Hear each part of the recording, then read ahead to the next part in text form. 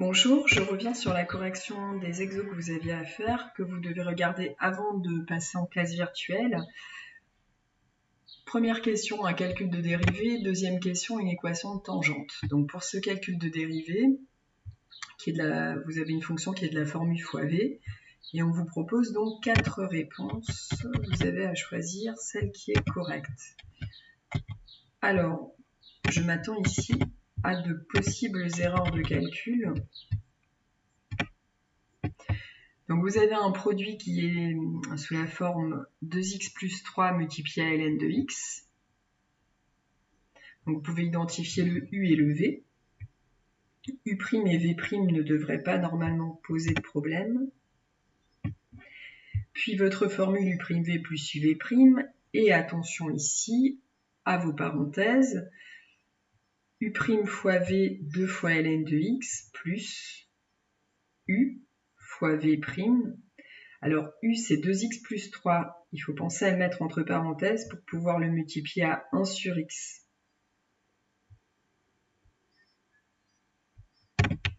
Donc si on regarde ça,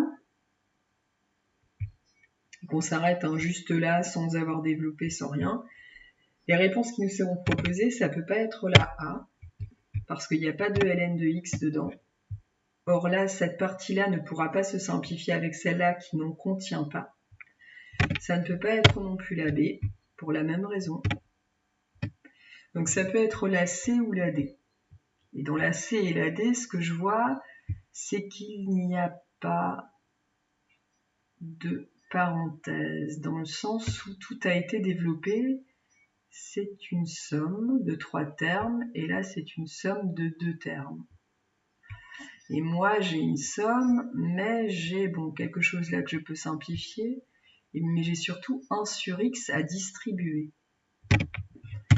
Donc je dois aller plus loin dans le calcul pour pouvoir arriver à une réponse qui serait ressemblante à C ou D. Alors mon 2 fois ln de x, je le réécris en mettant 2 ln de x sans parenthèse. Plus, je vais distribuer ici 1 sur x à 2x, et je vais distribuer 1 sur x à 3.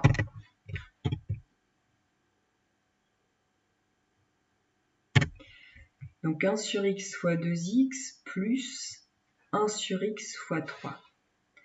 Je continue, j'arrive à 2 ln de x plus 1 sur x fois 2x.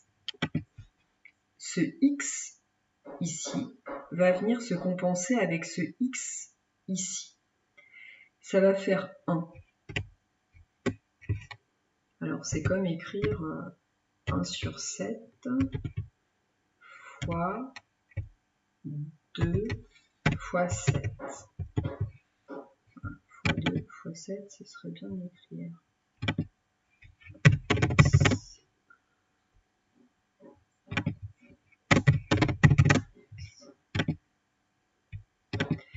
Donc ce 7 là va venir compenser ce 7 là. Donc si vous faites 1 septième fois 2 fois 7, ça fait 2. Alors, si vous ne me croyez pas, ça fait en fait 2 fois 7, 14. Et 14 fois 1 septième, c'est la même chose que 14 divisé par 7. Et 14 divisé par 7, ça fait 2. Et on retrouve ça parce que 7 divisé par 7, c'est quelque chose que l'on peut écrire aussi. 2 fois 7, 2 multiplié par 7 divisé par 7. Et multiplié par 7 et divisé par 7, eh bien cela revient à faire 2 multiplié par 1, c'est-à-dire 2. Alors ça c'est un petit truc pour expliquer la façon dont je vais simplifier 1 sur x fois 2x. J'ai donné un exemple ici où mon x valait 7. Et dans la réalité, mon x peut valoir n'importe quoi strictement positif. La réponse restera la même.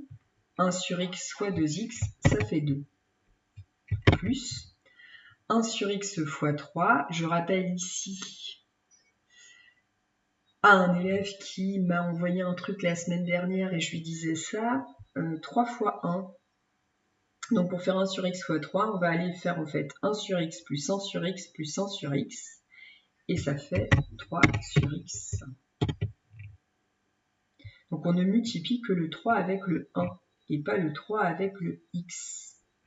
Ça vient du fait que 3 fois, et je le réécris parce que j'ai pas pu l'expliquer à cet élève la dernière fois. Donc c'est la même chose que 1 sur x plus 1 sur x plus 1 sur x.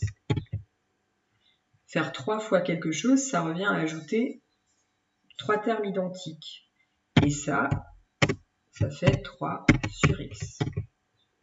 Alors maintenant, une fois que j'ai fait ça, la bonne réponse est donc la réponse C. Réponse C.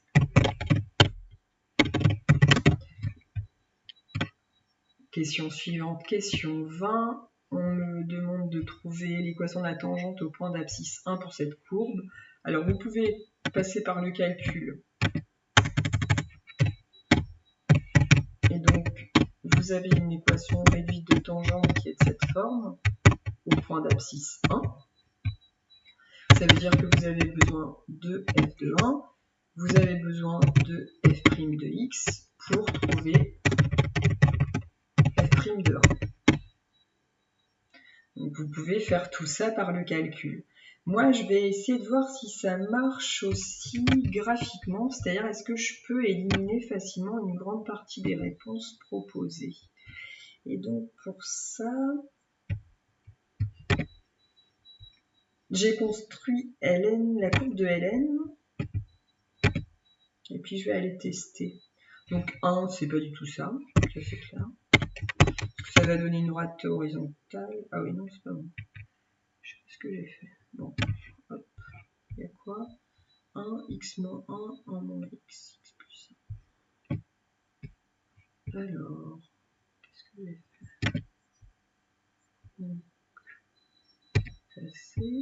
donc je teste y égale 1.